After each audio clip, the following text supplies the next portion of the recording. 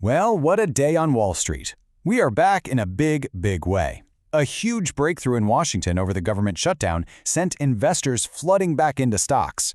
And the tech sector, after a really tough week, it is absolutely on fire. Let's get right into the numbers. The Dow Jones Industrial Average just surged, tacking on a massive 381 points by the time the closing bell rang.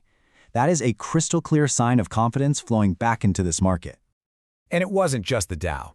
The broader market, the S&P 500, also had a fantastic day, climbing a very strong 1.5%.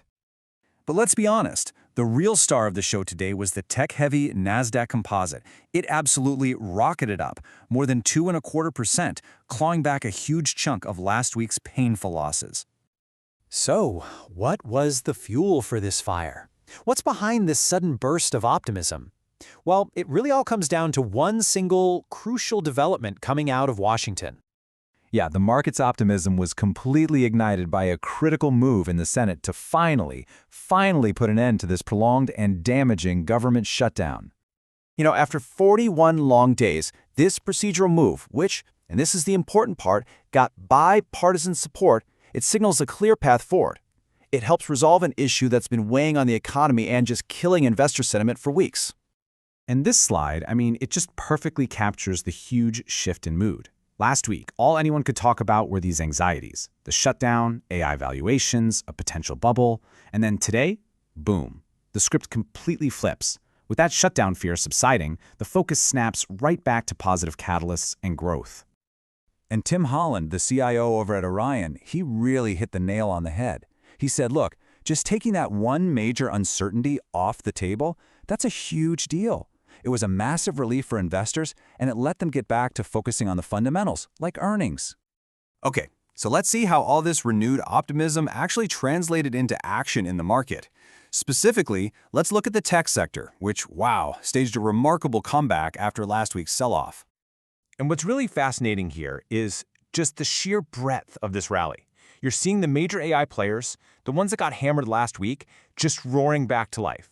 Palantir led the whole pack, jumping almost 9%. And you've got giants like Nvidia and Google surging right behind. And it wasn't just the usual high flyers either. Even a titan like Microsoft, which had been under some serious pressure, broke its longest losing streak in over a decade. Now that is a powerful signal of a broader recovery and confidence for the whole tech space. And to really put this into perspective, just look at this chart. It says it all. You can see how a market leader like Nvidia, up almost 6%, just dramatically outperformed the broader S&P 500. This shows you exactly where the money was flowing today, right back into high-growth tech. Of course, AI was the big headline, but it wasn't the only story. We saw several other companies making some pretty significant moves on their own specific news. So let's do a quick rundown of some other notable movers. TreeHouse Foods absolutely soared 23% after getting bought out, a perfect example of M&A driving value. On the flip side, Six Flags took a 7% hit after a downgrade raised some concerns. And then you had great news flow lifting pharma giant Eli Lilly to a brand new all-time high, while Venture Global also popped over 6%. And hey, for any of you invested in the auto retail space, here's one to keep on your radar. Morgan Stanley is sounding a bit of an alarm on CarMax. The key takeaway here isn't just the price target cut, it's the uncertainty around strategy and execution after their CEO unexpectedly left. That's a big question mark. So, with the shutdown fears finally starting to fade into the rearview mirror, the big question is, where does Wall Street see things heading from here? What's the new focus? Well, if you listen to the big firms like UBS, they are doubling down. Their message is pretty clear. This whole AI theme, it's not just a short-term thing. They see it as a primary driver for the market, and they're basically telling clients, if you're not on board yet, you should be.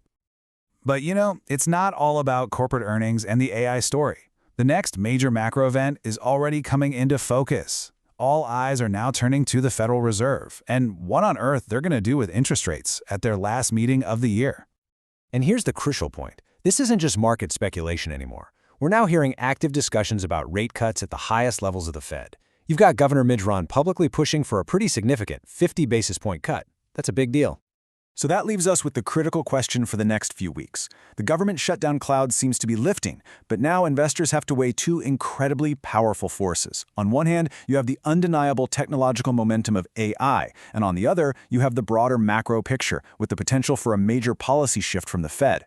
Where you place your chips is going to define your portfolio heading into the new year.